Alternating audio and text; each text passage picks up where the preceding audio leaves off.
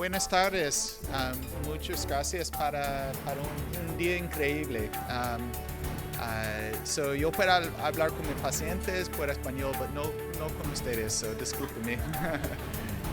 So thank you for the chance to be here, and it's been really such a delightful day. I'm a family doctor, and I've been working in the city of Camden, New Jersey for the last 17 years. And Camden, New Jersey is right across from Philadelphia. It's one of the poorest and most dangerous cities in the country. And I lived there and I worked there, and I worked in a small 3-exam room office. I saw kids, adults, and delivered babies.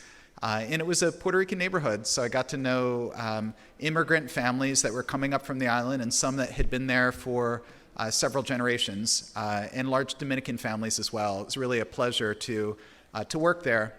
And it had a huge influence on my understanding of care of the underserved and what drives people to utilize healthcare. So I'm going to talk a lot about that today and talk about our work in the city of Camden. I have 2 jobs in Camden. One job is to be the medical director of a hospital-owned outpatient clinic that is total chaos. If anyone's ever been to a hospital outpatient clinic, we do 32,000 visits a year, 23 different specialties, lots of different ologies, and we have 100 different doctors, 80 residents and fellows, and a couple hundred med students, right? That's a lot of people crammed into a building delivering care with a very, very complex patient population. So I'm going to talk a little bit about some of that work today. And then 3 days a week, I'm the executive director of the Camden Coalition of Healthcare Providers. And we're a nonprofit organization, a membership organization. And our vision is to make the city of Camden one of the first cities in the country to bend the cost curve and improve quality. And to do that by working with the sickest and most complicated patients. Our belief in what the data has shown us and what Stephen shared with you today is that costs are being driven in America, in Camden, in Puerto Rico, as Ricardo shared with you earlier, by the sickest and the most complicated patients. And not only do we have a moral and ethical imperative to figure out how to deliver better care for those patients, but we have a financial imperative as well. So the title of my talk and the theme of my comments today is really going to be not to waste a crisis. So it's Camden, New Jersey has been in a crisis forever. As one of the poorest cities in the country, we've been in takeover over and over and over. Our school district in takeover, city government in takeover, our police department in takeover. A year and a half ago, they fired the entire police department, laid them all off, made them reapply for their jobs in the county metro police department. So we have lost our sovereignty. We've had our appointed chief operating officer put in charge of our city, the power of the school board and city government taken away. So we know something about a crisis. For many, many years, Camden's not been able to pay its own bills. And what I can tell you is that never waste a crisis. You have an opportunity in the financial crisis that Puerto Rico is experiencing right now to bounce back more innovative with a bolder, more compassionate, more efficient healthcare system than you've ever had before. What I would like to see in Puerto Rico would be for the whole world to come here to learn from all of you how to deliver better care at lower cost. It's a worldwide imperative right now. Even if you look at nationalized systems in England, in France, in Germany, in Japan, they're all struggling with healthcare inflation. No one has unlocked the secrets of this. We know parts of it. We know that data is important. We know that relationships are important. We know that mental health and addiction are important. We know that coordination are important. No one's put all this together. It's very, very hard to put it all together. So I'm going to talk today about what some of the things are that are holding us back from solving this. And in constraint, you can innovate your way out of constraint. You can emerge from the current crisis as a bolder and better run healthcare system. And frankly, you're small enough on the island. Many of you grew up together, you've known each other for many years, that you have an opportunity through your relationships, through your ties to really figure this out. So that would be my hope. We've been fortunate enough to spend the last 3 years working very closely with VarMed, with Dr. Vargas. When Dr. Vargas came to first visit me, I knew that almost right away that we were colleagues, that he was a family doc like I was a family doc, out on the front line taking care of some of the neediest patients. You have the largest super utilizer program in the world. So one of the things I get to do is travel all over America and to other places outside the US and see different programs. And you have the pride of having one of the largest, and the most interesting program that I've seen. Pretty incredible.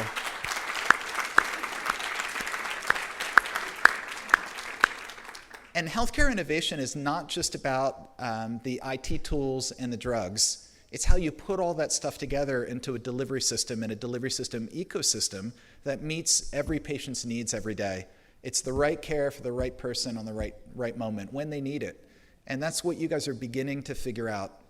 So, your island, as pharma has pulled back over the years, as manufacturing has pulled back, you have some really skilled and talented people. We've been blown away over and over and over by the level of skill and the level of talent, the level of business acumen, IT acumen, systems engineering acumen that's on the island. You can redeploy that talent to fix healthcare. Healthcare is a business problem. It's a systems engineering problem. It's a logistics problem.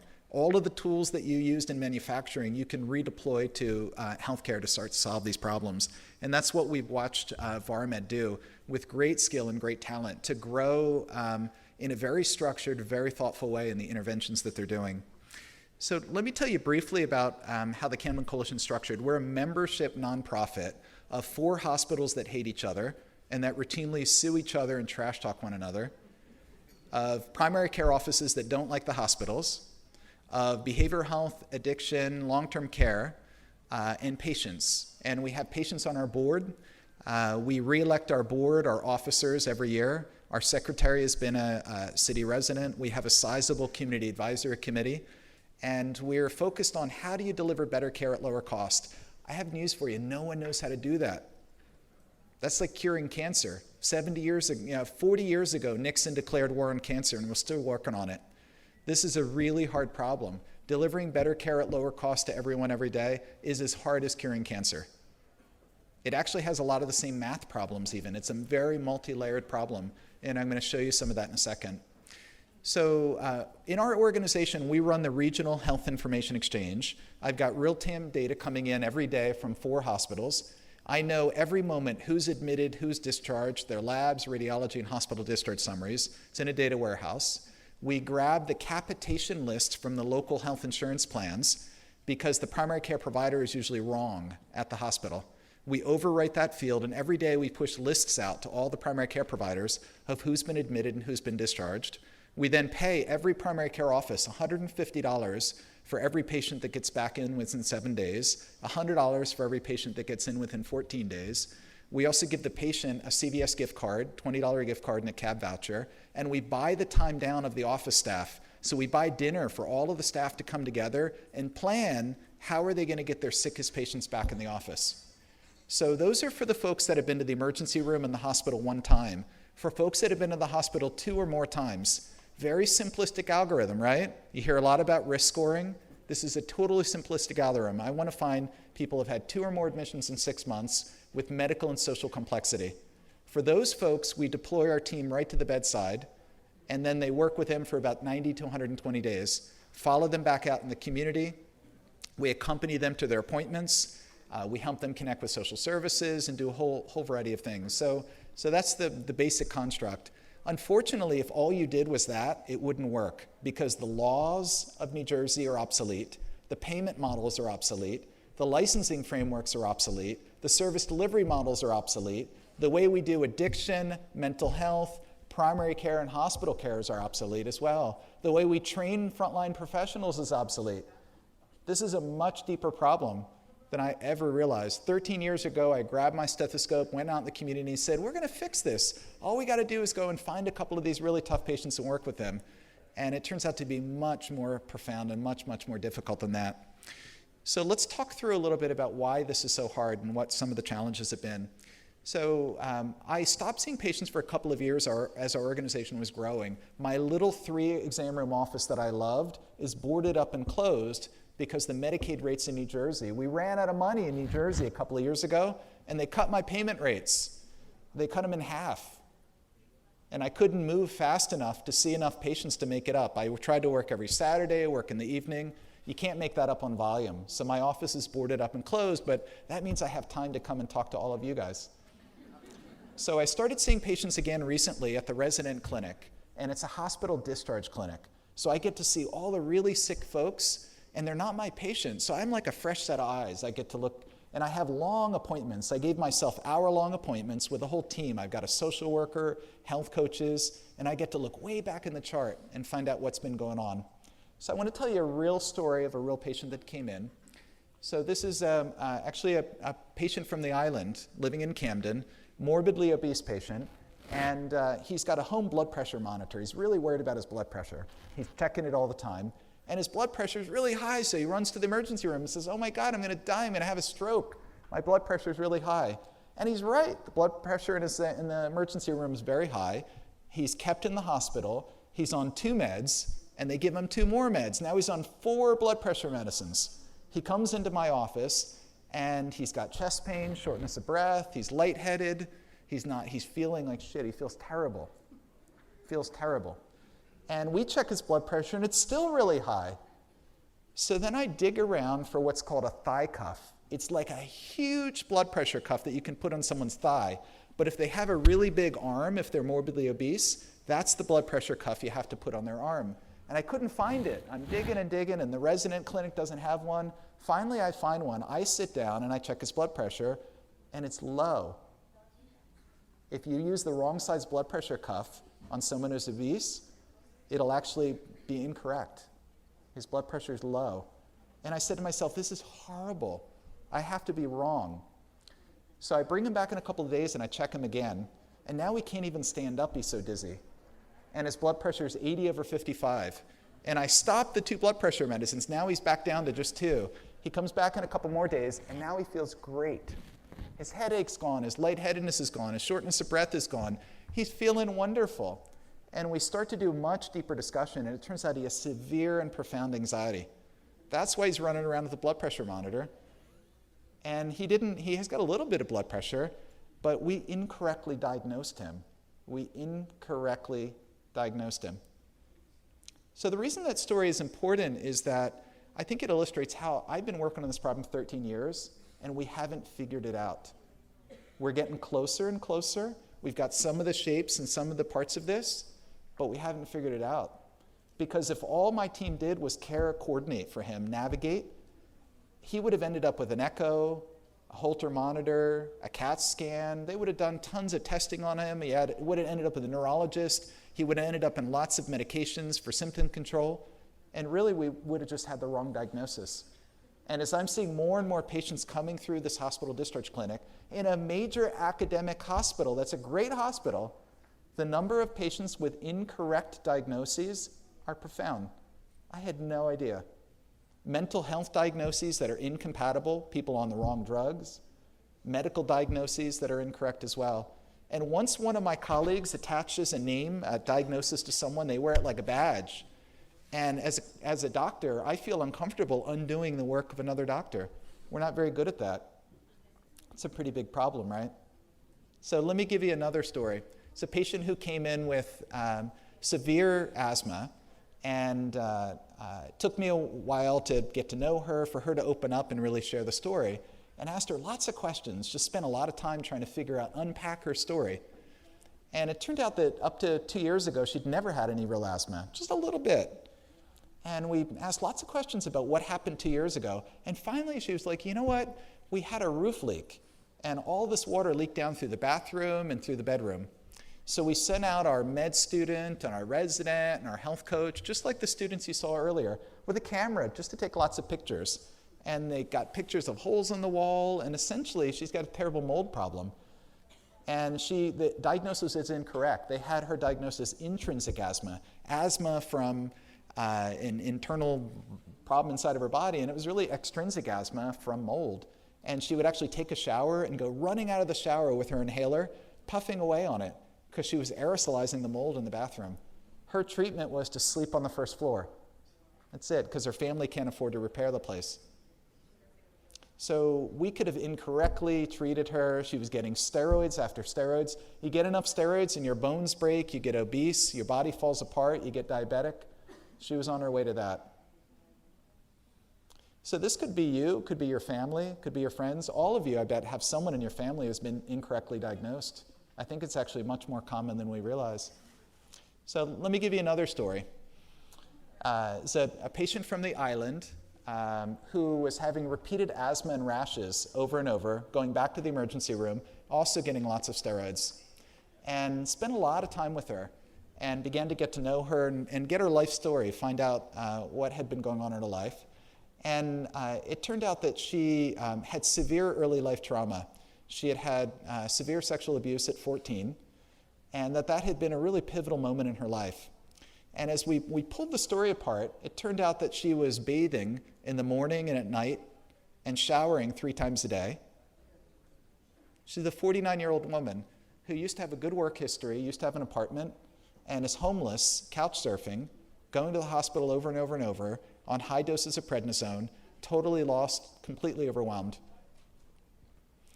She also was repeatedly washing her hands over and over, and her rash was under her bra. And it's because she was washing her clothes over and over and over with detergent. And she couldn't get the detergent out, so she had a terrible rash from the detergent.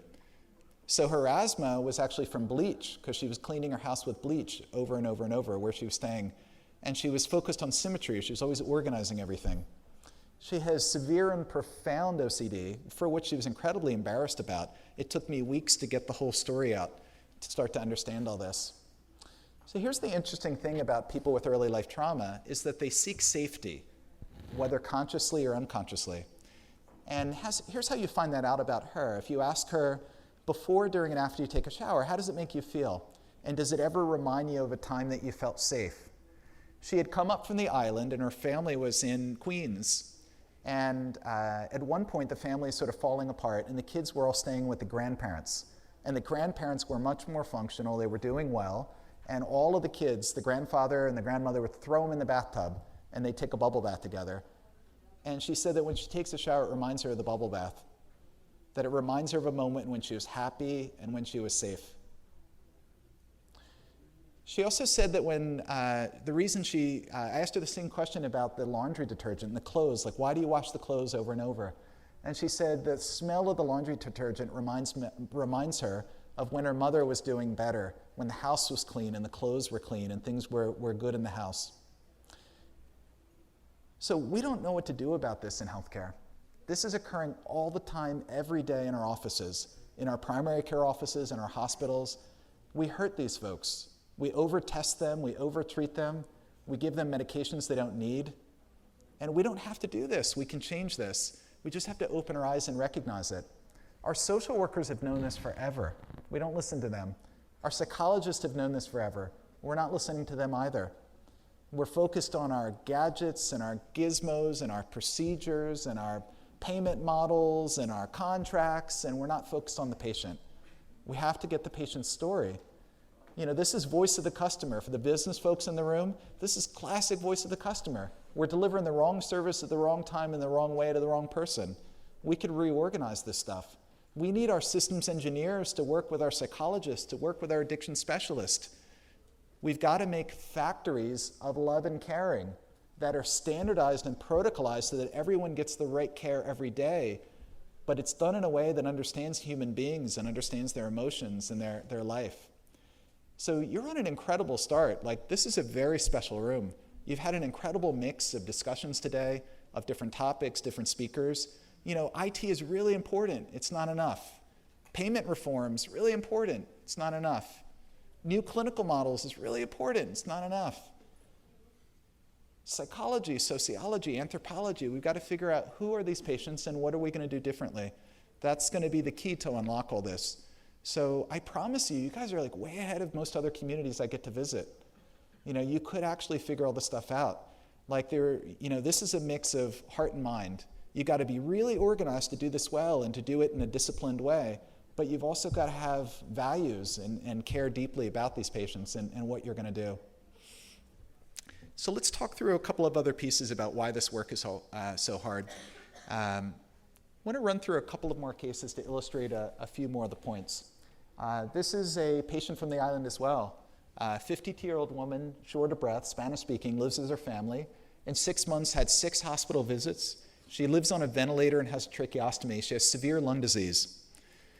This is a visualization of her claims data. So each of the red lines is a hospital visit. Each of the blue lines is an ER visit. This is time along the bottom. On the left side is 1 year pre-enrollment. On the blue side is post-enrollment in our intervention. So what you see here is the height of the red line is the length of stay in the hospital. So she had a 5-day length of stay, out for a week, a 4-day stay, out for a week, back in the hospital for a 7-day stay, out for a little bit, back for a 10-day stay, 11-day stay, on and on and on. This is pretty tragic, right? I mean, it's actually $700,000 in charges and nearly $100,000 in receipts. So this is your tax dollars at work. This is all of our tax dollars at work. This is Medicaid, Medicare money. So this is the patient. Her name is Lillian Perez. She gave us permission to take her picture and tell you her story. And I think what she would tell you is that she hates the hospital. She doesn't want to be there. But she and her family felt totally overwhelmed by the ventilator and how to manage the ventilator. You can imagine if you had a family member on a breathing machine, how scary that would be. Here's the interesting part of the story. So our nurse, Jason's in the background. And on the left is Ashwin, who's an AmeriCorps volunteer, is like 21 years old, just out of college. And Corinne on the right, who's also an AmeriCorps volunteer. Remember the young people that you had up on the stage? They're your secret weapon. So, isn't that pretty amazing? So we trained them as health coaches. They're out in the field working with patients. They got to know Lillian, worked very closely with her, got her trust, got the family's trust. And then once they got the story, what was really going on, could make a real plan. And the plan for her was to get her to an LTAC unit, a temporary care unit, where the family could get detailed training on how the ventilator works. That was the key to this. And the other part was to get the primary care and pulmonologist to work together as a team. That was the two pieces. Once you unlock that, she stopped going. So the part of the theme is that this is like cancer treatment, that if you have the wrong biological treatment for the wrong genotypical subtype, receptor subtype of cancer, the treatment doesn't work. If you have the wrong team, composed in the wrong way, on the wrong day, without the right resources, it won't work. If you have the right team, the right moment for the right patient with the right set of resources, it's incredible. It works like magic. So what we're going to have to figure out, much like cancer research, is who are the subtypes of patients? What are the segments of patients? We need to go out and meet them and do voice of the customer, anthropology, sociology. And then once we've done that, we have to build highly reliable interventions for each of the subtypes. And that's slowly what we're beginning to do in Camden. It's really hard work, because I think that there are hundreds of subtypes. Within the outliers, within the long tail of outlier patients, there are lots and lots and lots of different subtypes. You're going to need computer scientists and mathematicians to do cluster analysis. You're going to need marketing experts to go out and do voice of the customer and pull this apart and understand the segments. You're going to need anthropologists and sociologists to help you figure out what are the underlying drivers, the personality characteristics, the early life trauma. You're going to need really creative teams to start to standardize the models for these folks. But you can begin to put this together. So this is another patient. We are up to our eyeballs right now in housing patients. I am terrified about getting into housing because I don't know anything about it. So I've taken our organization. The worst way to destroy an organization is to get into something you don't know anything about, right? So very reluctantly, we've been dragged kicking and screaming into housing. And it turns out that 25% of our high utilizers are homeless. And nothing we do works. Nothing. We're wasting a huge amount of time, money, and resources on an intervention that won't work if they're homeless. We have an 80-year-old living on a park bench in front of Cooper Hospital. Nothing's going to work. So we've had to learn a lot about this. It turns out, I didn't understand this, but homeless shelters are like bloodletting. They don't work. They should all be closed. They're cruel to people. So the vast majority of homeless patients that are really chronically homeless, when you ride by them in traffic, what's going on is they've had severe physical abuse, sexual abuse, and maltreatment and neglect as kids.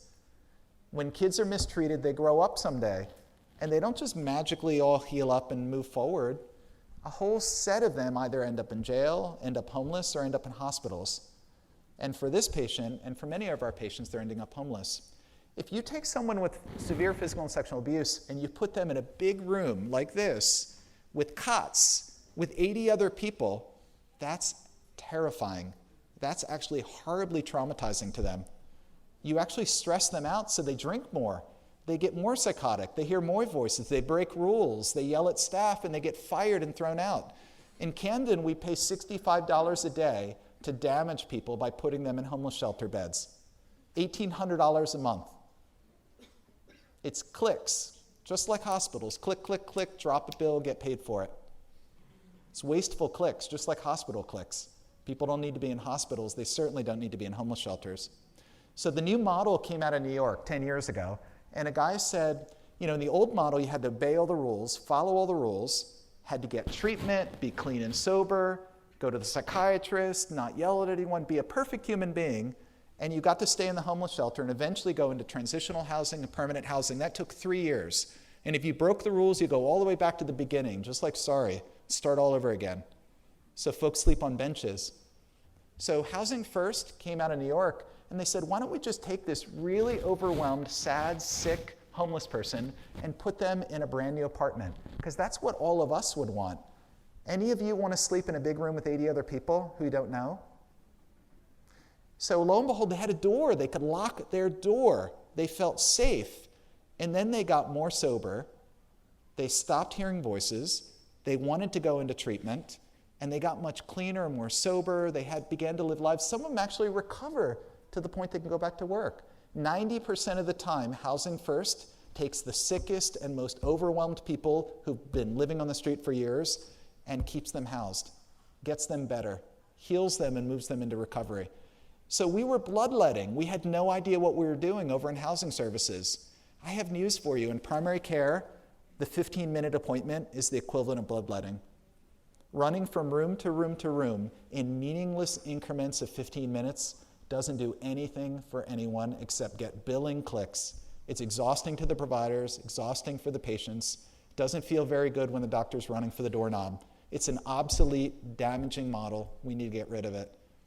Over in addiction, we have gotten very focused that addiction is a moral failure. You are a bad person, you're morally failing. What we're learning is that it's a biological disorder. It's a brain disease, and that there's clear patterns to this, and that people can heal up with the right kinds of treatment and the right kinds of structure. And what we've been doing is not evidence-based, and that we have more and more medication-assisted treatments that are transformative for people. Methadone and Suboxone are absolute breakthrough treatments for opiates. And we have folks that are an extreme model of 12-step programs that tell folks that are on psychiatric meds and on methadone and Suboxone that don't treat an addiction with a pill, you should stop all your medicines, including your psychiatric treatments. We've got a whole set of old school models over an addiction that need to be abandoned as we move into a scientific realm that's evidence-based and recognize that addiction is a chronic disease, that inpatient programs often don't work. You've got to work with people in outpatient settings for a lifetime of chronic disease.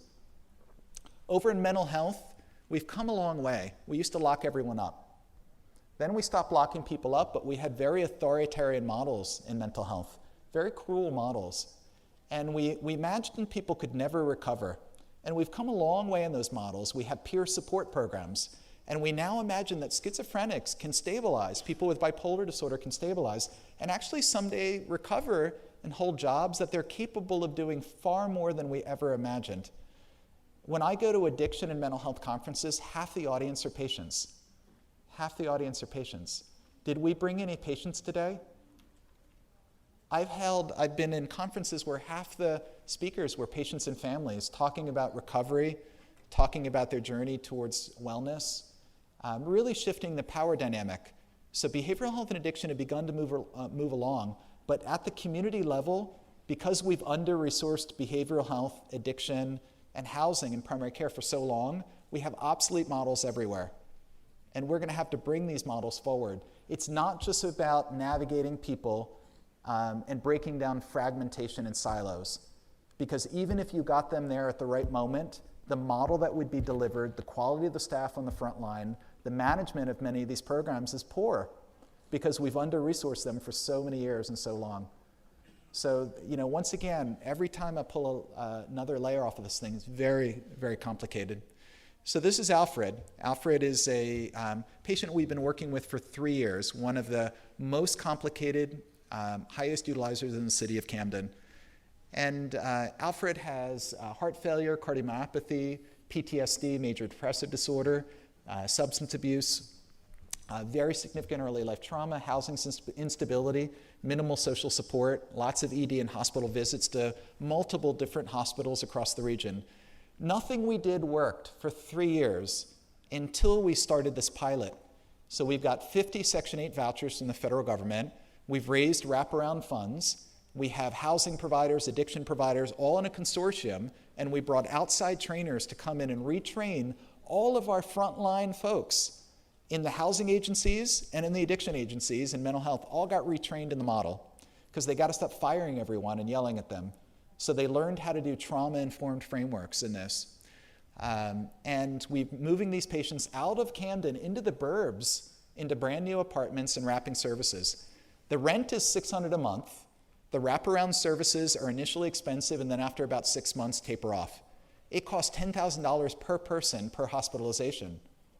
So do the math. The ROI on housing is probably better than anything else we can do. It makes me want to stop being a doctor and just put people into houses. So this is what he was struggling with, all of these different services, housing services, Board of Social Services services. So here's the world, here's what it looks like. You go over to mental health, and mental health tells you that you're too addicted, they can't start treatment. Go over and see the addiction folks. You get over to addiction and they say, you're really sick, you need medical clearance. We can't do anything until you get medical clearance. You go over to the primary care provider and you're mumbling and psychotic and you're at the verge of an overdose. And the medical person says, I don't know what to do with you and you're homeless. Go over and apply for a voucher. You get over to the Board of Social Services in Camden and they actually ask you for receipts. They say, you're on SSI. We can't give you a voucher to the homeless shelter until we see how you've been spending your money. Can you produce receipts? I had them do this to a patient 2 months ago who was mumbling, psychotic, and acutely addicted, right? That's how broken this stuff is out on the front line. So the patients just feel overwhelmed and start to give up. So this Alfred is now housed. He's doing very well. He is sober. He's reconnecting with family. He had $147,000 in payments to our county hospitals across the county over 4 years. His 4-year cost of housing is only $28,000. This stuff's a bargain. A bargain. So you had a great presentation earlier about the social determinants of health. This is it. If you wanted to pick a social determinant to focus on, this one's a very effective one, very cost-effective to focus on. So I want to convince you that this is not just poor people. This is your family as well. This is a middle-class woman's CAT scan who could be your relative, who in a highly integrated 5-hospital system, totally connected by Epic, all they had to do was click the button to see all the testing that had ever been done. The emergency room had 102 visits with her, 54 admissions, 147 CAT scans, and 73 CAT scans of the head. That's an abnormal CAT scan, but they did need 73 of them to figure it out. All in a highly connected system with all of the electronic bells and whistles, everything you'd ever need. This is a cultural problem. We doctors don't know how to deliver care in the new world. We're going to have to all get retrained and re-incentivized and reframed. This is a deep cultural problem. Deep, deep cultural problem. This is a quality and safety failure that all of us are going to experience. So we have the largest demographic in the bubble in the world that's aging right now. 85 million baby boomers in the US. And all over the world, in Europe, Japan, tremendous aging population. We have no idea how to safely deliver care to that many older patients. We have no idea what we're doing. If we deliver care the same way we do right now to that aging bubble, we will collapse. There won't be enough doctors, nurses, there won't be enough exam rooms and exam tables. For the vendors in the room, this is not a financial opportunity. It's a cataclysmic and apocalyptic moment because there won't be any money to pay for any of your services, drugs, goods, or anything. We know what financial crises look like. They just start cutting rates. It's like the Titanic going down. They just start throwing stuff overboard. So this is an existential moment. So, the crisis you're having right now, America's going to have in the mainland in the next 10 years because we underfunded pensions, we have incorrectly structured Medicaid, Medicare and Medicaid costs are going to go through the roof. They've leveled out recently, they're going to go through the roof. So like you guys, like you're 10 years ahead of us in this crisis. So like figure it out and you're going to come and teach us how to get through our crisis 10 years from now. So why is saving money so hard? Why are we so bad at all this? As I talked about before, it turns out that our governance and public policy is failing, our payment models are failing, our provider training is failing, our frontline care delivery is failing, and in small locations, you can actually solve this stuff faster because you all know each other in ways that I don't know all the folks in New Jersey. We're a bigger state. Larger regions and larger states have a lot harder time fixing this.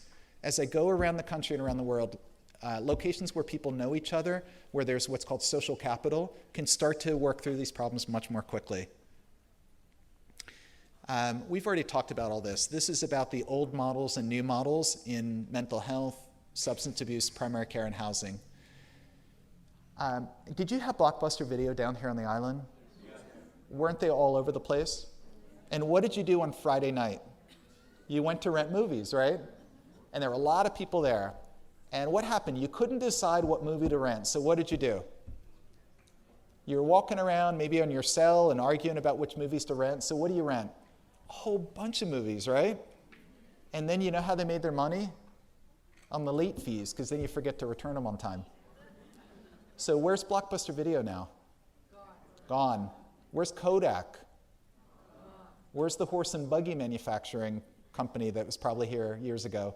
And the Stetson hat manufacturers, right? So this is disruptive innovation. In America, we disrupt stuff. That's why we are one of the wealthiest countries in the world, because we let stuff go under. So that's okay. So Blockbuster Video went under because they got disrupted by Netflix. Kodak, a guy in Kodak invented some of the early digital film photography techniques, and they just sat on it and buried it because they were a chemical company making a lot of money on film production.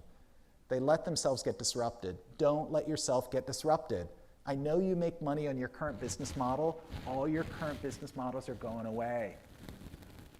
I promise you, they're all going away. Raise your hand if you want to be Blockbuster Video. So you have to devote time, money, and energy to R&D, to new stuff, so that the new stuff's going to be your new business model. And there's a whole lot of writing in the business literature about how to do this. In healthcare, we don't have a line, only pharma has a line for R&D.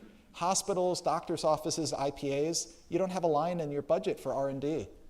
So what you're doing in your superutilizer work is R&D. You're trying to figure out what's the new model of the future look like. And if you figure it out for the most addicted, mentally ill, difficult person, when your grandmom needs it, she'll be able to get it. This isn't just healthcare for the most extreme folks out there. A whole bunch of folks in this room are going to fall apart at some point in your life. You're going to need some specialized services. And you're not going to want to be over-tested and over-diagnosed and lost in healthcare. You're going to want someone to navigate you through the system, make sure you have the right diagnosis. We have to figure out how to do this stuff. This is no book. We're not here to teach anyone how to do this. This is really, really hard. We're still figuring this out. There's so much to learn. We need collaborators to do this. We need centers of excellence that are figuring this out. You have a center of excellence here. You're starting to figure this stuff out. They need your help. They can't do it by themselves. That's why they put this conference on. They're holding a big party and saying, we need a lot of people at this party to figure this out. This is a really complicated problem. This is healthcare spending around the world, and on the far right is us. In the US, we spend twice as much as every other country in the world on healthcare. Twice as much. Are people in Germany and France dying in the streets? You know, you hear these occasional stories about Canada, someone not getting a hip done in a timely manner. They're not like dying in the streets up in Canada. And we're not paying a little bit more in the US, we're paying twice as much. And we're not getting twice as good service, we're not getting twice the quality. You know, in healthcare, it's the only industry where you pay more and more and more, and you don't get more. You get more stuff, you get more x-rays, but you're not necessarily getting better care. So here's an interesting curve. These are countries on the bottom. These are developed countries. The dark line is healthcare. The yellow bars are social service spending. What you see in the middle there is the US.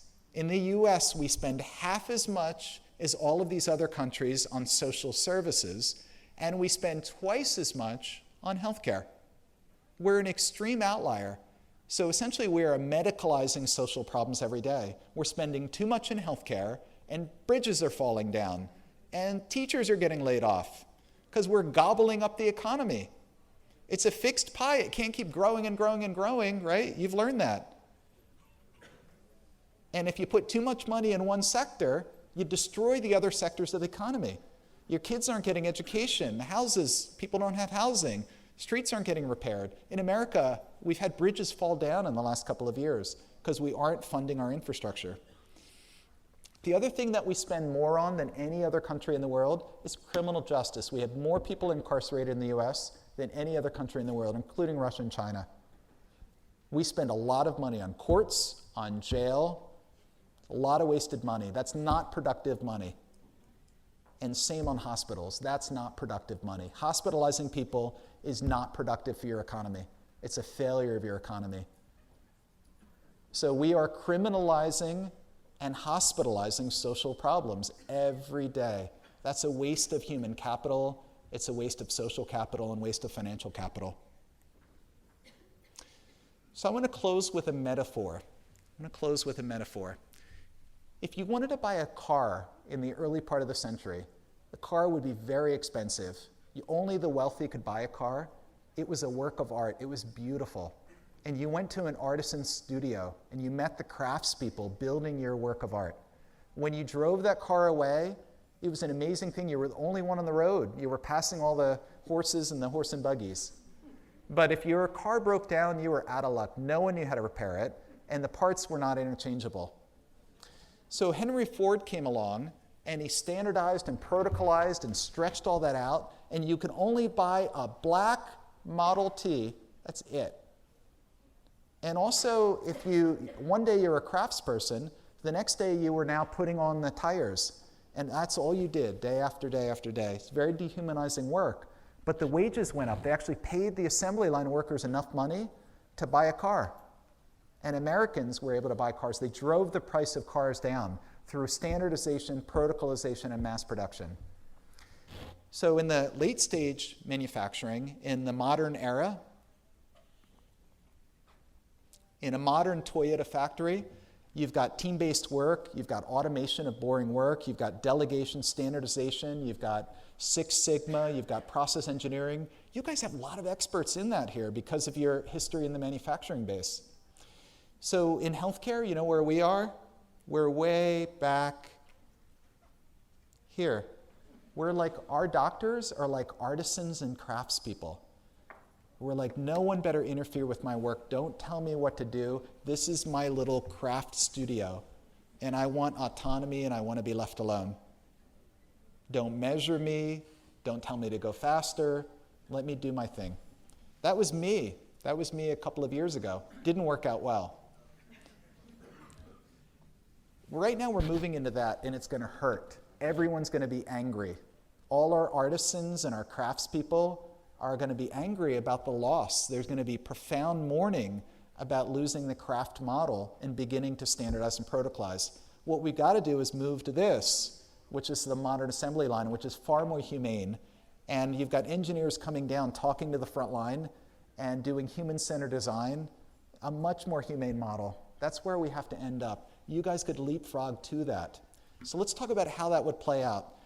In my work over at Cooper, we were losing $3 million a year. It had not been capitalized in 30 years. The office was falling apart. You stepped over duct tape walking down the hallway. It was ugly and inhumane care. We came in there and we wanted to innovate, and it turned out it was so poorly run that it was actually a corporate turnaround. We had to let 95% of the staff and the managers go. We ended up with all the modern business tools. I hired a woman out of pharma. You guys have really serious talent over in pharma. And she had run internal consulting teams for BMS. She knew nothing about healthcare, and she kept saying, "Why do you guys do it this way? That makes no sense." She was wonderful and helped us really reinvent the model of care here. We ended up with dashboards, protocolization, standardization, all sorts of things. And one of the things we did was LPN protocols, because I can't hire more doctors, they're too expensive. And we couldn't get people in for treatment. So we decided to protocolize treatment of blood pressure and diabetes and actually allow LPNs with my signature to start and titrate medication. Does that scare anyone in the room? Raise your hand if that scares you. It should scare you. It scared me, right? So I've come to realize that 95% of the work of a family doctor can be delegated, standardized and delegated, down to probably MA and LPN level staff, if properly done. And 98% of what a specialist does could be delegated and standardized. So that's what Henry Ford did. That's modern business theory, which is you have to figure out how to do more with less. That's innovation, is more with less, through modern business process tools. So here's how it would work. I'd come in and I'd see you in an exam room, and I'd say, Mrs. Rodriguez, you've had blood pressure on 3 different occasions, high blood pressure, and we're going to have to get you started on medicine. And I want you to meet Miriam. And Miriam is one of my best LPNs. She's highly trained in working with you to get your blood pressure under control. And we may have to try a few different medicines. I'm going to have you come back every week. And she's going to teach you about diet, teach you about exercise, teach you about the medications. She's going to spend an hour with you every single time. She's going to check in with me and let me know how it's going. And at the end of 6 weeks, you're going to come back and see me. And I think your blood pressure is going to be on much better control. Does that sound okay for your mom? Would you be okay if I had you go through that? So there's nothing wrong with that. That's what we have to do. Our doctors shouldn't be running from room to room to room 15 minutes. They should be mentoring, training, and teaching staff to do better care at lower cost. They should be delegating almost all of their work and protocolizing. They shouldn't be doing gaps in care. Why would you pay someone over $100,000 a year to stand in a room and do gaps in care? That's like the dumbest thing I can think of. It makes no sense. But it's going to take retraining of the entire workforce.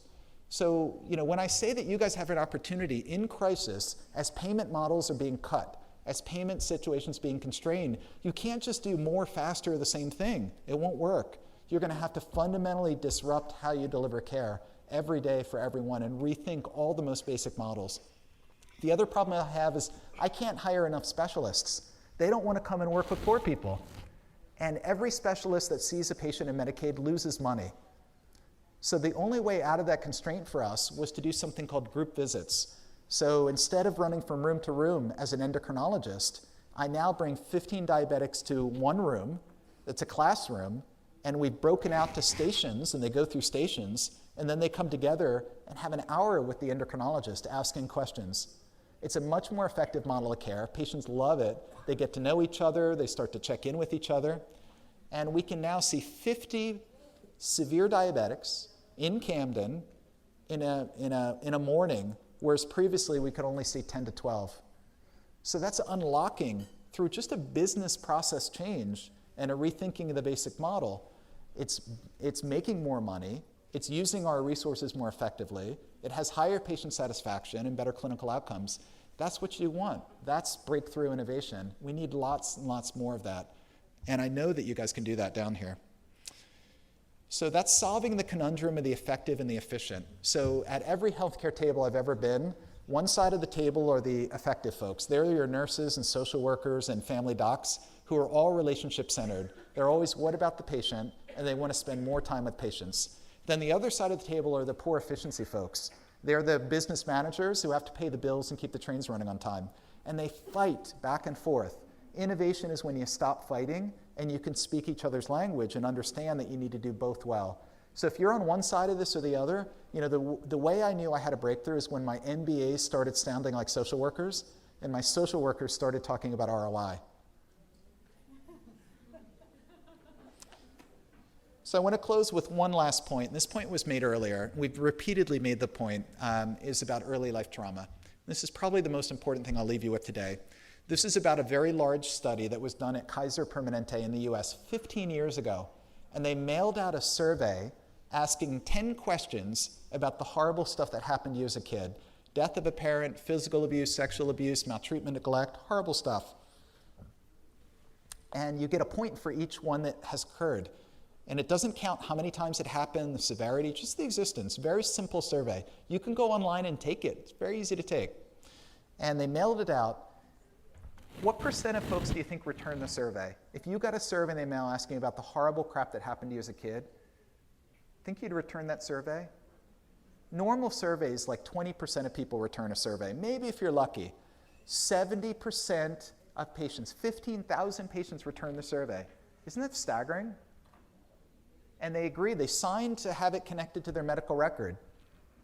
And this has been repeated over and over and over. The best predictor of healthcare spending is not your risk score in the software. Because we don't know how to do this, actually. Those risk scores are very non-predictive, very poor predictive value. The best predictor is the number of adverse childhood experiences you've had, is your score on this.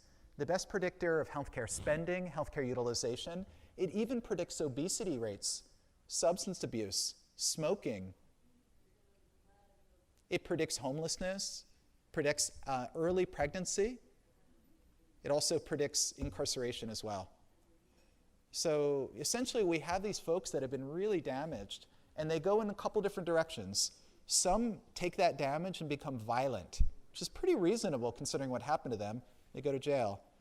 Some damage themselves, and they end up homeless. And some go on to the hospital, and they find the hospital to be a safe place and go back to the hospital over and over. There are emerging models all over the country and all over the world about what to do with this. You have some experts here today in this room who could teach us what to do and how to build models to take better care of these patients. What I do know is that we hurt them every day. So thank you so much for the chance to be here today and chance to talk with you.